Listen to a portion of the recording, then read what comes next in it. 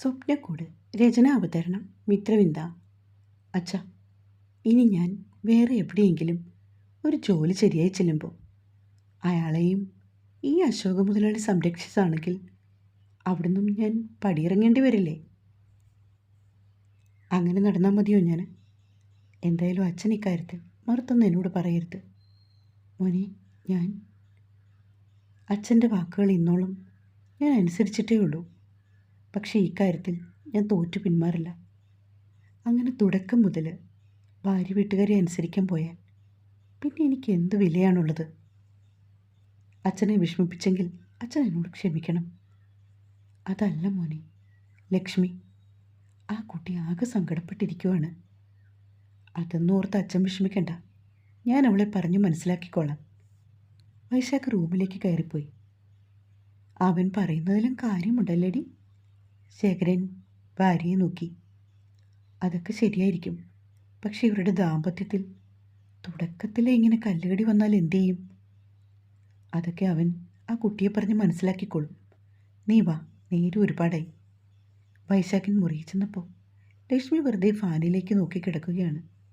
ഓ, ആ കിടപ്പ് കണ്ടില്ലേ? അങ്ങോട്ട് ചെന്നവളെ പൊക്കിയെടുത്ത്. അല്ലെങ്കിൽ വേണ്ട, പോട്ടെ. അവൻ വന്ന് ഫാനിൻ്റെ സ്പീഡ് കൂട്ടിയിട്ടു. എന്തെങ്കിലും പറഞ്ഞ് നമ്മൾ ഉച്ചവെച്ചാൽ പുറത്തേക്ക് പോകരുതല്ലോ, അതാണ് അവൻ ചിന്തിച്ചത്. അവനും അവളുടെ ഒപ്പം കട്ടിൽ കയറി കിടന്നു. ഒരു കൈ കൊണ്ടവൻ അവളെ പുണർന്നെങ്കിലും അവൾ ചാടി എണീറ്റു. തൊട്ടു പോകരുതെന്നെ. അവളെ വിറച്ചു. എന്തോ വല്ലതും പറഞ്ഞോ? അവൻ വേഗം കട്ടിലിൽ നിന്ന് എണീറ്റിരുന്നു. അവളെ തന്നിലേക്ക് കൂടുതൽ അടുപ്പിക്കാൻ ശ്രമിച്ചു. നാണമില്ലേ നിങ്ങൾക്ക്? അവൾ ദേഷ്യത്തിലാണെന്ന് അവന് മനസ്സിലായി. കൂടുതൽ പ്രശ്നമാക്കുന്നതിലും നല്ലത് മിണ്ടാതിരിക്കുന്നതാണ്. അവൻ പതിയെ പുതപ്പെടുത്ത് പുതച്ചു കിടന്നു. ഇടയ്ക്കെപ്പോഴോ അവൻ്റെ കണ്ണുകൾ തുറന്നു നോക്കിയപ്പോൾ ലക്ഷ്മി അരികിലില്ല. അവൻ ചാടി എണീറ്റു. നിലത്ത് വെറും തറയിൽ കിടന്നുറങ്ങുകയാണവൾ. ലക്ഷ്മി, അവൻ വിളിച്ചു. കേട്ടാലും അനങ്ങില്ലെന്ന് അവനറിയാം. ലക്ഷ്മി, ലക്ഷ്മി. അവൾ എഴുന്നേൽക്കുന്ന ലക്ഷണമൊന്നും കാണുന്നില്ല. രണ്ട് കൽപ്പിച്ചുകൊണ്ടവൻ അവളെ പൊക്കിയെടുക്കാനൊരു ശ്രമം നടത്തി. അപ്പോഴേക്കും അവൾ ചാടി എണീറ്റു. ഓ, തമ്പുരാട്ടിയുടെ അഭിനയമായിരുന്നോ? ആണെങ്കിൽ ഇയാൾക്കെന്താ? എനിക്കിഷ്ടമുള്ളത് ഞാൻ ചെയ്യും. ഇയാളോ? ആരടി ഇയാൾ? ഞാനാണോ? അവൻ അവളുടെ ചെവിയിൽ പിടിച്ച് തിരുമ്മി. വേഗം കട്ടിൽ കയറി കിടക്കാൻ നോക്ക്. ഇല്ല, ഞാൻ ഇവിടെ കിടന്നോളാം. അവൾ മുഖം തിരിച്ചു. നീ എവിടെ കിടക്കണമെന്ന് തീരുമാനിക്കേണ്ടത് ഇപ്പം ഞാനാണ്. മര്യാദയ്ക്ക് പറയുന്ന കേൾക്ക്. എനിക്ക് കാലത്ത് എണീറ്റ് പോകേണ്ടതാണ്. ഓ, അതിന് ഞാനെന്ത് വേണം? താലവുമായിട്ട് നിൽക്കണോ? നീ വന്ന് കിടക്ക്. താലവുമായിട്ടാണോ നിൽക്കേണ്ടതെന്ന് ഞാൻ പിന്നെ പറഞ്ഞു തരാം. അവൾ കൂസാതെ ഇരിക്കുകയാണ്. വെറുതെ അതൂതും പറഞ്ഞ് സമയം കളയാതെ വന്ന് കിടക്ക് പെണ്ണേ. ഞാനിവിടെ കിടന്നോളാം. എനിക്ക് നിങ്ങളുടെ കൂടെ കിടക്കാൻ താല്പര്യമില്ല. പിന്നെ ആരുടെ കൂടെ കിടക്കാനാണ് താല്പര്യം? അതും കൂടി പറഞ്ഞതാ. അവൾ അതിന് മറുപടിയൊന്നും പറഞ്ഞില്ല. എടി, ഈ വൈശാഖൻ ആരാണെന്ന് നീ അറിയും. കാണൂ നിനക്ക്? എൻ്റെ ഒരു മുഖം മാത്രമേ നീ കണ്ടിട്ടുള്ളൂ. അവൻ ദേഷ്യപ്പെട്ടു. നിന്നോട് പറഞ്ഞത് മനസ്സിലായില്ലേ? പോയി കിടക്കടി.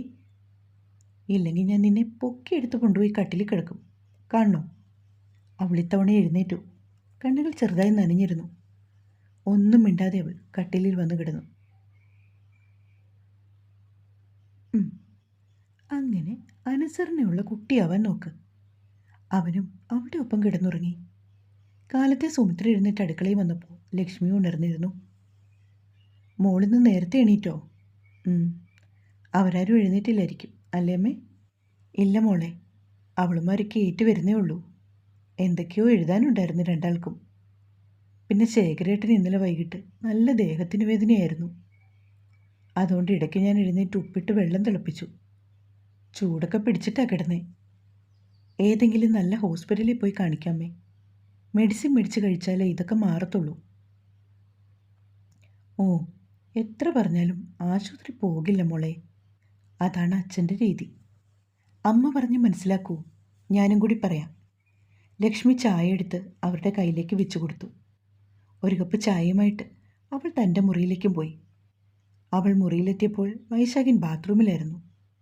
കാപ്പി മേശമേൽ വെച്ചിട്ട് അവൾ വേഗം പുറത്തേക്കിറങ്ങി. വീണയും ഉണ്ണിമോളും കൂടി എണീറ്റ് വന്നിട്ടുണ്ട്. അവർക്ക് രണ്ടാൾക്കും ഇന്ന് ക്ലാസ്സുണ്ട്. എടുത്ത് എണീറ്റോ? Good morning. ഉണ്ണിമോളായിരുന്നു അത്. അവൾ തിരിച്ചങ്ങോട്ടും വിഷ് ചെയ്തു. അപ്പോഴേക്കും വൈശാഖനും വന്നു. ലക്ഷ്മിയാണെങ്കിൽ അവന് മുഖം പോലും കൊടുക്കുന്നില്ല. എടുത്തി, വാക്ക് മാറ്റല്ലേ, ഇന്നലെ പറഞ്ഞ കാര്യം. ഉണ്ണിമോൾ അത് പറയുമ്പോൾ എല്ലാവരും അവളെ നോക്കി. എന്താണ് രണ്ടാളും തമ്മിലൊരു ഒത്തുകളി? വൈശാഖൻ ഉണ്ണിമോളോട് ചോദിച്ചു. വല്യേട്ടാ, ഏടത്തി ഇന്ന് എന്നെയും വീണേച്ചയും സ്കൂളിൽ വിടുമല്ലോ. ഇന്ന് എനിക്കൊന്ന് ഷൈൻ ചെയ്യണം. ആഹാ, എന്നിട്ടോ? ഇവളുടെ കോളേജിലേക്ക് കുറച്ച് ദൂരമില്ലേ? അവൻ വീണയെ നോക്കി. അതിനെന്താ ഏട്ടാ, ഏടത്തി ഒരുപാട് ദൂരം വണ്ടി ഓടിച്ച് പോകുന്നതാ. വേണ്ട വേണ്ട, നിങ്ങളെ രണ്ടാളെ ഇറക്കി വിട്ടിട്ട് ലക്ഷ്മി പിന്നെ ഇങ്ങോട്ട് തനിച്ചു വരണ്ടേ? അവൻ അവരെ വിലക്കി. ലക്ഷ്മി അതിന് മറുപടിയൊന്നും പറഞ്ഞില്ല. അവൾ റൂമിലേക്ക് കയറിപ്പോയതും ലക്ഷ്മിയും പിന്നാലെ പോയി. അവൾ ചെന്നപ്പോൾ അവൻ കുളിക്കാൻ കയറുകയാണ്. അതെ, ഇന്ന് അവരെ രണ്ടാളെയും ക്ലാസ്സിൽ വിട്ടിട്ട് ഞാൻ എൻ്റെ വീട് വരെ പോകും. അത് കഴിഞ്ഞ് വൈകിട്ട് അവർ വരുന്ന സമയമാകുമ്പോൾ ഞാൻ തിരിച്ചു വന്നോളാം. വൈശാഖൻ അവളുടെ അടുത്തേക്ക് വന്നപ്പോൾ അവൾ അല്പം പിന്നോട്ട് മാറി. കഴിഞ്ഞ ദിവസമല്ലേ നമ്മൾ പോയിട്ട് വന്നത്? ഇന്നെന്തിനാ പോകുന്നേ? അവർ നിന്നോട് ചെല്ലാൻ പറഞ്ഞു? അവരാരും ഒന്നും പറഞ്ഞില്ല. എനിക്കെൻ്റെ അച്ഛനെയും അമ്മയൊന്ന് കാണണമെന്ന് തോന്നി. ഇതാ വീഡിയോ കോൾ ചെയ്യ്. അവൻ ഫോണെടുത്ത് അവളുടെ നേർക്ക് നീട്ടി.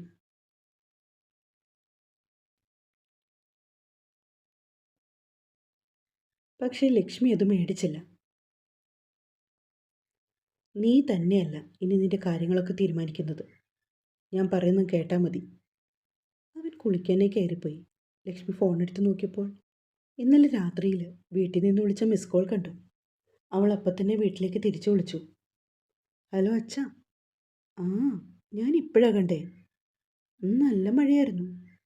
അമ്മയുടെ അമ്മയോട് ഉണ്ട് മോളെ. ഇവിടെയും നല്ല മഴയായിരുന്നു. വൈശാഖൻ ജോലിക്ക് പോകാൻ തുടങ്ങിയോ? തുടങ്ങി അച്ഛാ, ഇന്നലെ മുതൽ. അവൾ അലക്ഷ്യമായി മറുപടി പറഞ്ഞു. അച്ഛാ, ഇനി എന്നാണ് ഇങ്ങോട്ട് വരുന്നത്? എനിക്ക് നിങ്ങളെ കാണാൻ കൊതിയായി. അത് പറയുമ്പോൾ അവളുടെ കണ്ടുവിടറി. അച്ഛനും അമ്മയും കൂടി ഞായറാഴ്ച വരുന്നുണ്ട് മോളെ. അമ്മയോട് ഞാൻ ഇത്തിരി കഴിഞ്ഞ് വിളിക്കാൻ പറയാം. അവൾ വേഗം ഫോൺ കട്ട് ചെയ്തു. അച്ഛാ, എന്നെ കല്യാണം കഴിച്ച് വിടണ്ട. നമുക്ക് ചെറുക്കനെ ഇങ്ങോട്ട് കല്യാണം കഴിച്ചുകൊണ്ട് വരാം.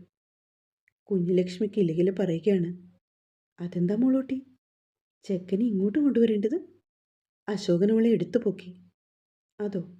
അതേ, എനിക്ക് അച്ഛനെ ഇട്ടിട്ട് പോകാൻ പറ്റില്ലല്ലോ. എനിക്ക് സങ്കടം വരും. അച്ഛനെ കാണാതെ ഞാൻ കരയും. ഓർമ്മകൾ പിന്നിലേക്ക് സഞ്ചരിക്കുകയാണ്. അറിയാതെ ലക്ഷ്മിയുടെ കണ്ണുകൾ നിറഞ്ഞൊഴുകി. വൈശാഖൻ ഇറങ്ങി വന്നപ്പോൾ അവൾ കണ്ണുനീരൊപ്പുകയാണ്. എന്താ, എന്തു പറ്റി? ഇയാളെന്താ കരയുന്നേ? അവൻ വന്ന് അവളുടെ താടി പിടിച്ചു വരുത്തി.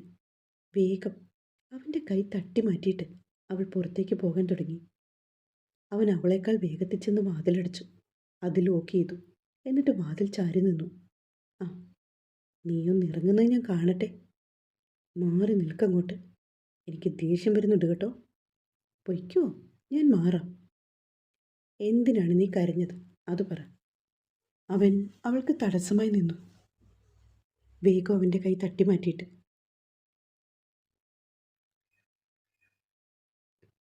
എൻ്റെ വിധി ഓർത്ത് ഞാൻ കരഞ്ഞതാ. എന്തേ, ഇനി എന്തെങ്കിലും ചെയ്യാൻ പറ്റുമോ? വൈശാഖനൊന്നു പകച്ചു.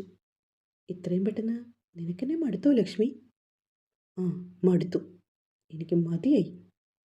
ഈ ജാതകദോഷം കാരണം എനിക്കെൻ്റെ ലൈഫ് വേസ്റ്റായി. അവൾ പറഞ്ഞു. എങ്കിൽ നീ നിൻ്റെ വീട്ടിൽ പൊയ്ക്കോ. ഞാൻ ആരെയും തടയുന്നില്ല. വൈശാഖൻ വാതിൽ തുറന്നു കൊടുത്തു. പക്ഷെ അവൾ പുറത്തേക്ക് പോയില്ല. മുറിയിൽ കിടന്ന് കസേരയിൽ പോയി അവൾ വെറുതെ ഇരുന്നു. നീ പോകുന്നില്ലേ? അവൻ ചോദിച്ചു. എങ്ങോട്ട്? നീയല്ലേ പറഞ്ഞത് അവളുമാരെ കൊണ്ടുവിടാൻ വേണ്ടി പോകണമെന്ന്? അത് കഴിഞ്ഞ് വീട്ടിലേക്കും. ആ, ഞാൻ പോകുന്നില്ല. ഉണ്ണിമോൾ പ്രതീക്ഷിച്ചിരിക്കുവാണ്. നീ ചെല്ല്. മോനെ വൈശാഖ, സുമിത്ര ഉറക്കെ വിളിച്ചു. എന്താമേ? അവൻ മുറിയിൽ നിന്ന് പുറത്തേക്ക് കുതിച്ചു. ഒന്നും മനസ്സിലാകാതെ ലക്ഷ്മിയും ഓടി. എല്ലാവരും അതീവ സന്തോഷത്തോടെ നിൽക്കുകയാണ്. മോനെ, വിജയ് ഇപ്പോൾ വിളിച്ചു. നീയൊരു മാമനാകാൻ പോകുന്നു, സുമിത്ര ചിരിച്ചുകൊണ്ട് പറഞ്ഞു. എൻ്റെ അമ്മേ, പേടിപ്പിച്ച് കളഞ്ഞല്ലോ. അവനും ചിരിച്ചു. നീ എന്തിനാ പേടിക്കുന്നത്? അമ്മയുടെ വിളി കേട്ടപ്പോൾ ഞാൻ വിചാരിച്ചു നീ പോടെ ഇറക്കാം. അവർ കയ്യോങ്ങി. ഇനി നമ്മുടെ വീട്ടിൽ എന്നാണോ ഒരു കുഞ്ഞുവാവ് വരുന്നത്? സുമിത്ര ലക്ഷ്മിയെ നോക്കി. ആദ്യമായിട്ടാണ് അവളുടെ മുഖത്ത് ഈ ലജ്ജ എന്ന ഭാവം കണ്ടതെന്ന് വൈശാഖൻ ഓർത്തു. അതെ അതെ, ഇവിടെ ഒരു കുഞ്ഞോവരെ ഞങ്ങൾ കാത്തിരിക്കുവാണ്. ഉണ്ണിമോളും അത് ശരിവെച്ചു. ആരൊക്കെ ആഗ്രഹിച്ചിട്ടും കാര്യമില്ല, ഇത് നിന്റെ ഏട്ടത്തിയമ്മ വിചാരിക്കണം. വൈശാഖൻ മനസ്സിൽ പിറുപിറുത്തുകൊണ്ട് തിരികെ റൂമിലേക്ക് പോയി. തുടരും.